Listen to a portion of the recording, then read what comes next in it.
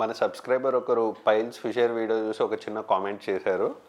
Sir beer తాగకుండా 2 days మానేసి curd rice అట్టిపళ్ళు తిన్నా సార్, తక్కువ అయిపోయింది. టచ్ చేసావు, నా గుండెల్ని టచ్ చేసావు. నిన్న ఈవినింగ్ చిన్న పార్టీ ఉండి 2 బీర్లు తాగాను, ఫిష్ బిర్యానీ తిన్నాను, విపరీతమైన పెయిన్ స్టార్ట్ అయింది.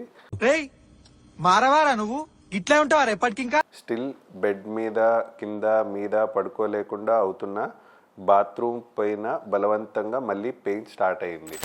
ఇదేం కర్మరా దేవుడా. మీకు ఆల్రెడీ ఒకసారి జబ్బు వచ్చినప్పుడు నాన్ వెజ్ అన్నీ మానేసి హై ఫైబర్ తీసుకోవాలి, కానీ కొంచెం తగ్గుముఖం పట్టింది అని వెంటనే మళ్ళీ నాన్ వెజ్ తీస్తే ఇదే అవుతుంది. సో ఇప్పుడు ఫిషర్ వచ్చిన వాళ్ళంతా మీరు ఒకటి గుర్తుపెట్టుకోవాలి. ఫిషర్లో ఏమవుతుంది, మోషన్ వెళ్ళే మార్గం రబ్బర్ బ్యాండ్ లాంటిది అయితే మోషన్ హార్డ్గా వెళ్ళడం వల్ల స్ట్రెచ్ అయిపోయి ఒక చోట కట్ అయింది. సో ఇప్పుడు కట్ అయిన దాన్ని మనం రోజు ఇట్లా రబ్బుతూ ఉంటే ఏమవుతుంది, హీలింగ్ జరగదు కదా. సేమ్ వే అక్కడ కట్ అయిన చోట మనకు ఎంత మినిమల్ డ్యామేజ్ చేసుకుంటూ మోషన్ వెళ్ళిపోతే అంత బెటర్ అన్నట్టు.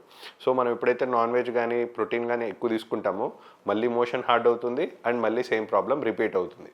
సో ఫిషర్లో హీలింగ్ అనేది స్నేక్ అండ్ ల్యాడర్ గేమ్తో కంపేర్ చేసుకుందాం. మనకు ఈ స్నేక్ అండ్ ల్యాడర్ గేమ్లో ల్యాడర్స్ లేవు, ఓన్లీ స్నేక్స్ ఉన్నాయి.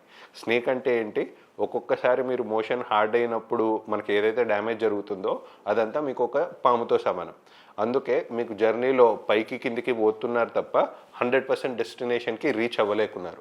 సో అలా రీచ్ అవ్వాలంటే మినిమం ఒక 1 to 1.5 month వరకు నాన్ వెజ్ అన్నీ మానేసి హై ఫైబర్ తీసుకుంటూ మోషన్ ఒక్కరోజు కూడా హార్డ్ అవ్వకుండా చూసుకుంటే అప్పుడే మీకు క్యూర్ అవుతుంది. లేదా ఇదే స్టోరీ మళ్ళీ కూడా రిపీట్ అవుతూ ఉంటుంది.